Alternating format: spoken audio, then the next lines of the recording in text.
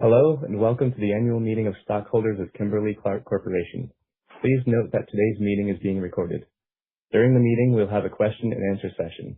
You can submit questions or comments at any time by clicking on the Q&A tab. It is now my pleasure to turn today's meeting over to Mike Hsu, Chairman and CEO of Kimberly-Clark. Mr. Hsu, the floor is yours. Good morning, everyone, and welcome to Kimberly-Clark's annual meeting. This meeting is called to order. Before we get started with the business of the meeting, I will comment briefly on our recent performance and strategic transformation. Over the past 2 years, our Powering Care strategy has put us on a virtuous cycle of value creation. Through our team's excellent execution of our strategy, we have created a durable growth engine that is enabling Kimberly-Clark to win with consumers around the world. In 2025, we accelerated our momentum across the board, delivering strong results while navigating a dynamic external environment. We took several decisive actions to pivot our portfolio to higher growth, higher margin personal care categories. We announced our pending acquisition of Kenvue, a powerful next step in our transformation to create a new kind of health and wellness leader and serve billions of consumers across every stage of life. This transaction is a generational opportunity to reimagine care and create lasting value for shareholders. We remain on track to close the acquisition in the second half of 2026. To lay important groundwork for our acquisition of Kenvue, we announced a strategic joint venture with Suzano to create a preeminent international tissue and professional products company, with substantially all the assets of our IFP business, in which we'll own a 49% stake. This joint venture positions Kimberly-Clark and IFP to move forward with clarity and seize the tremendous opportunities ahead. We remain on track to close this transaction in mid-2026.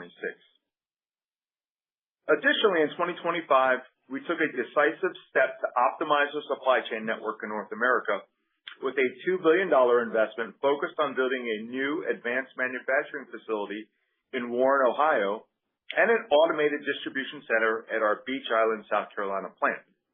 These investments will accelerate our innovation plans, support our growth ambitions, and enable us to serve consumers even better.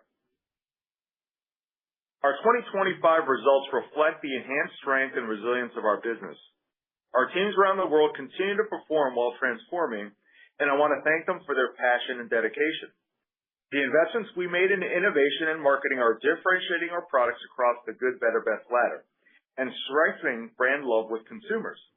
This has driven our strong shift to delivering broad-based volume plus mix-led growth, even while volume growth has been somewhat challenging to achieve across the broader CPG landscape. At the same time, through Powering Care, we have transformed our organization and processes to maximize returns on those investments. We've wired Kimberly-Clark for speed and consistency with a lean and agile operating model. We have improved enterprise-wide visibility and discipline with a focus on delivering the best products at the lowest cost across all price value tiers and in every category market where we compete. Critically, we've embedded a growth and accountability mindset across the organization. These fundamentals help us deliver financial performance that gives us the flexibility to reinvest and sustain the virtuous cycle. Our growth engine is innovation-led and amplified by emotionally resonant advertising and superior commercial activation. As we deliver volume and mix growth and industry-leading productivity, we use the savings to invest for impact and fuel the cycle. I want to thank our board of directors who are with us on today's call. They've played a key role in overseeing our transformation and are committed to serving our global consumers and driving balanced, sustainable growth that enhances shareholder value. We're building for the future and working to create a company unlike any other in our industry today through our acquisition of Kenvue. We've hit the ground running in 2026, and we are excited to seamlessly plug Kenvue's brands and businesses into our proven, durable operating model. Together, we will unlock a new phase of growth and capitalize on the opportunity to provide extraordinary everyday care to billions of people around the world and deliver generational value for shareholders.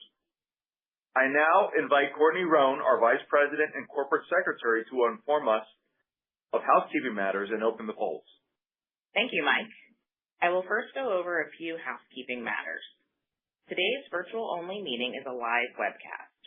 Through the meeting portal, you will find our agenda and rules of conduct. The portal also has links to our annual report and our proxy materials for the meeting.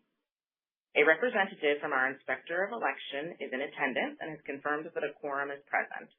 If you have not voted or wish to change your vote, you may do so during the meeting through the virtual meeting portal by clicking on the vote icon located in the upper right-hand corner. However, any stockholder who has already voted and does not want to change his or her vote need not take any further action. The polls are now open.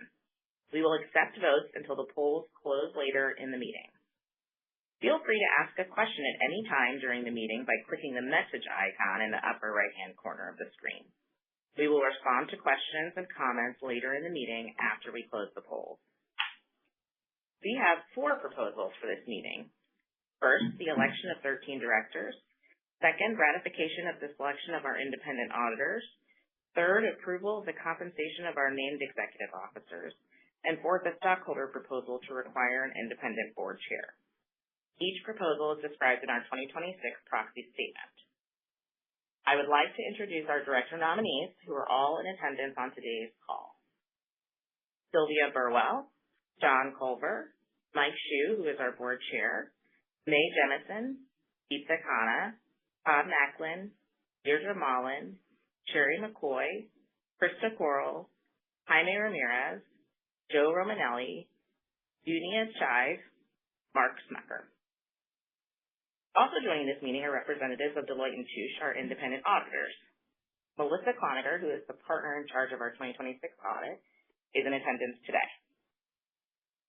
The proponent of Proposal 4 is Mr. Matt Prescott, acting on behalf of the Accountability Board, which owns greater than $25,000 of the company's common stock.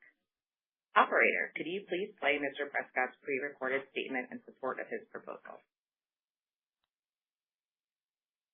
Hi, everybody. I can keep our remarks brief today for the sake of everybody's time and just say that we think the proposal speaks for itself and would refer anybody with questions about it to the proxy statement. Only want to add that Institutional Shareholder Services and Glass Lewis are both recommending a vote in favor of the proposal, and obviously we also encourage shareholders to vote for it. Thank you very much. Mike, I will now ask for a motion that the 4 proposals listed on the agenda be introduced for a vote by the stockholders. Moved. I second the motion. For the reasons stated in the proxy statement, the Board of Directors unanimously recommends that you vote against Proposal 4. We'll now have a brief pause to allow any stockholders desiring to submit or change their vote now to do so.